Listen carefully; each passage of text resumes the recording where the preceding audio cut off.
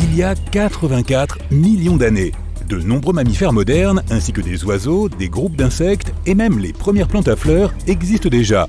Les dinosaures sont encore là aussi. Il leur reste environ 20 millions d'années avant l'astéroïde. Le T-Rex, un chasseur intrépide, devient le roi des dinosaures.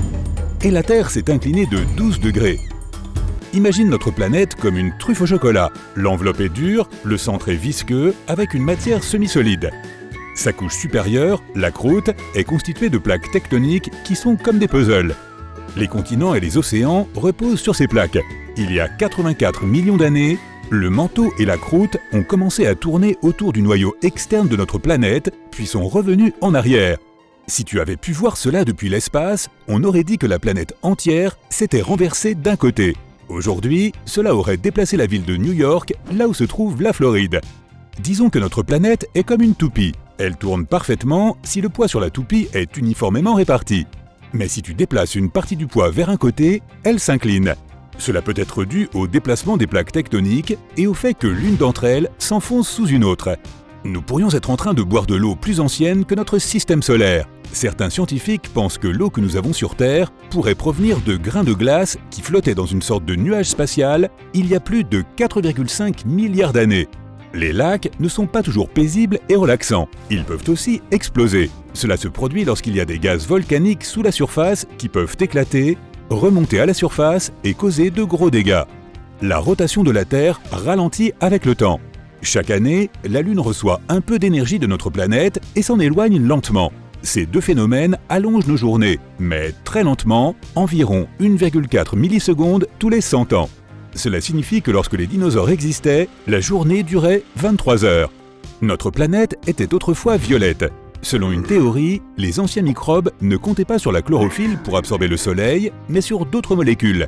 Elles absorbaient la lumière verte et renvoyaient une jolie couleur violette. Chaque fois que tu te baignes dans l'océan, souviens-toi que tu nages au-dessus de plus de 700 000 milliards de dollars en or. Non, pas au fond de l'océan en attendant que quelqu'un le sorte, mais dans de minuscules particules dispersées partout dans l'eau. L'endroit le plus profond de notre planète est la fosse des Mariannes, un endroit situé dans l'océan Pacifique, sous la surface de la mer.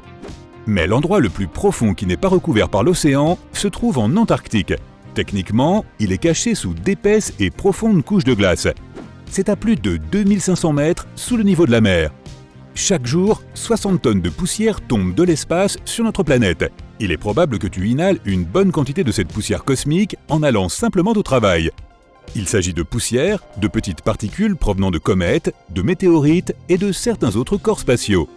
Dallol, en Éthiopie, est l'endroit habité le plus chaud de notre planète. Entre 1960 et 1966, la température était de 41 degrés Celsius et même en hiver, la température monte à 37 degrés Celsius en moyenne. 8 minutes et 20 secondes, c'est le temps que met la lumière du Soleil pour aller du Soleil jusqu'à notre planète. C'est encore peu comparé au temps nécessaire à la lumière pour atteindre Pluton, 5h30. Près de 70% de l'eau douce dont nous disposons dans le monde est retenue dans les calottes glaciaires et les glaciers. Plus de 96% de la quantité totale d'eau sur Terre se trouve dans les océans.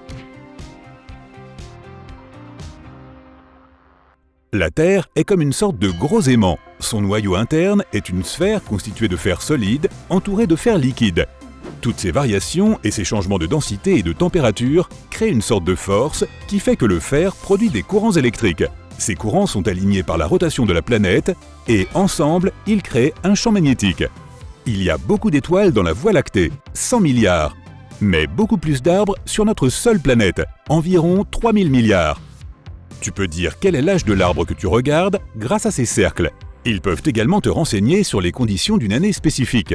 Lorsque ces anneaux sont fins, cela signifie qu'il y a eu une sécheresse, tandis que les anneaux épais indiquent qu'il s'agissait d'une période pluvieuse. La Terre est une planète magique où même les pierres peuvent marcher. Du moins certaines d'entre elles dans la vallée de la mort en Californie. Elles laissent des traces pour que tu puisses suivre le chemin qu'elles ont parcouru.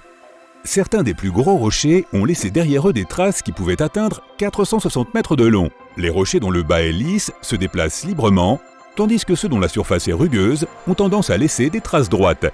Le monde qui nous entoure est constitué d'atomes, et il semble être solide. Mais 99,99% d'entre eux sont juste de l'espace vide. Un atome n'est qu'un noyau très petit et un nuage d'électrons qui l'entoure. Ces électrons sont des particules, mais ils agissent comme des vagues.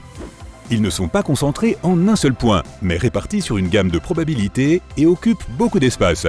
En supprimant l'espace vide de nos atomes, tous les humains pourraient tenir dans un espace très réduit, comme le volume d'un morceau de sucre. L'Australie se déplace lentement vers le nord, de 7 cm par an, à cause des mouvements tectoniques. L'Australie se trouve au sommet de plaques tectoniques continentales qui se déplacent plus rapidement que les autres.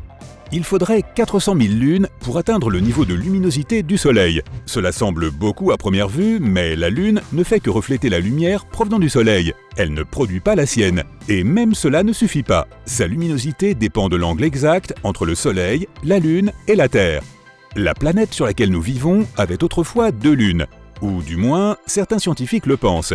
Ils croient que le côté de la Lune qui fait face à la Terre est relativement plat et bas, tandis que l'autre côté est beaucoup plus épais et a plus de croûte. La théorie dit qu'il y avait autrefois une deuxième Lune qui entrait en collision avec ce côté plus épais.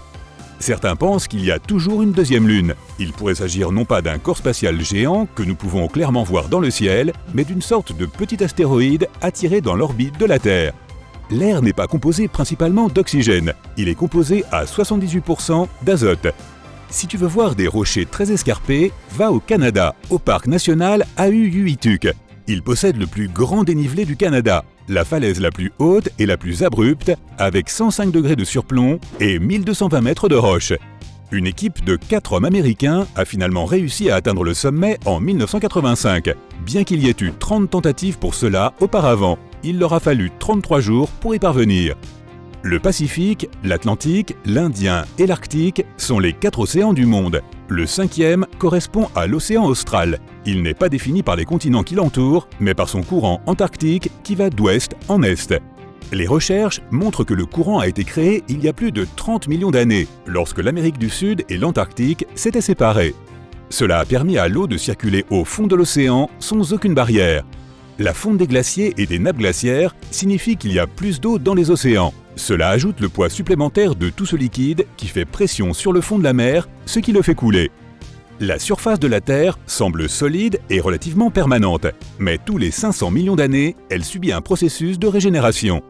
Les plaques tectoniques s'entrechoquent, la croûte continentale crée une pression sur la croûte océanique et cette pression active les volcans. Au fil du temps, tout cela a pour effet de régénérer et de remplacer une grande partie de la surface de la Terre. Tout comme notre corps régénère les cellules de notre peau, en remplaçant les anciennes par les nouvelles.